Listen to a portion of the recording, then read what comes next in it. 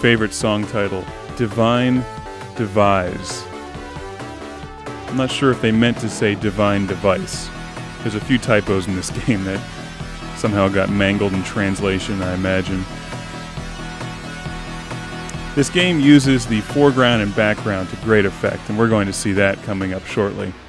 There's always a lot of nice things in the background, like gears or blinking lights or things moving.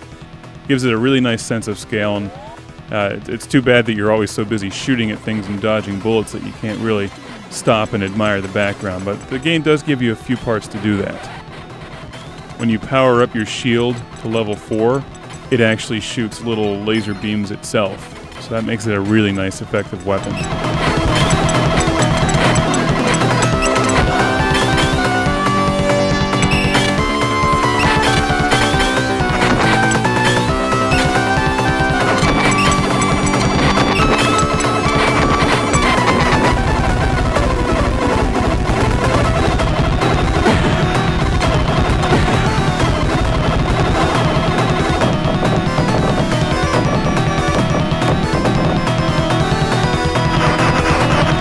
There, the floor drops away from you, revealing a river of lava miles beneath you.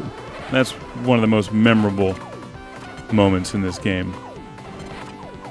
When you power up your missiles or your bombs to level 4, they do a really nice, unique trick that I've never seen in a game before.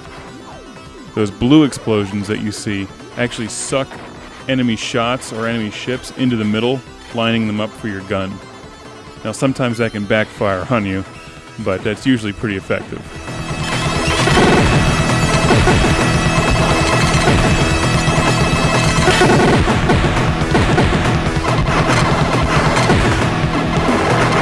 Your shield also does damage when that thing rotates around into the enemies, so sometimes you'll see me try to get right next to somebody and blow them up just using the shield. But as I said in part 2, one of the great things about this game is that you can actually take hits and your ship doesn't blow up. When you are armed with one of your special weapons, the shield, the green lasers, or the missiles, you can take a hit and lose your powered up weapons, but not blow up your ship. So you'll notice that certain parts in the game I won't have a special weapon. That means I lost it, and I'm immediately going to be scrambling to get another one because I want that special weapon in case I get hit by something, which happens frequently in the later levels. And note, I'm using my support fighters, my little buddies, to shoot the opposite direction to which I'm moving. And that's a nice trick to actually try to shoot things. You can direct your fire that way. You can try to shoot things beside you. And also it covers your back when you're concentrating on something else.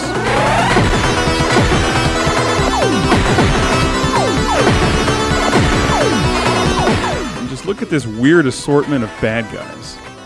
Like, there were some really creative, talented people that worked on this game.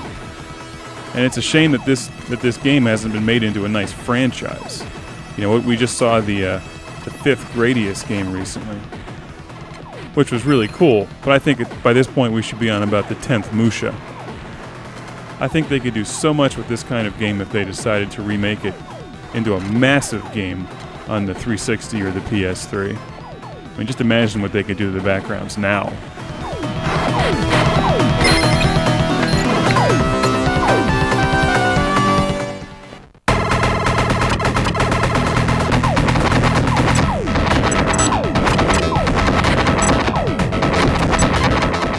The end bosses all have little faces in them, and these just really bizarre designs. It's just tremendously unique. And it's not so hard that it's frustrating. You eventually learn how each one of these end bosses moves, and you can figure out how to destroy them. But it doesn't make you want to just rip your hair out and never play the game again.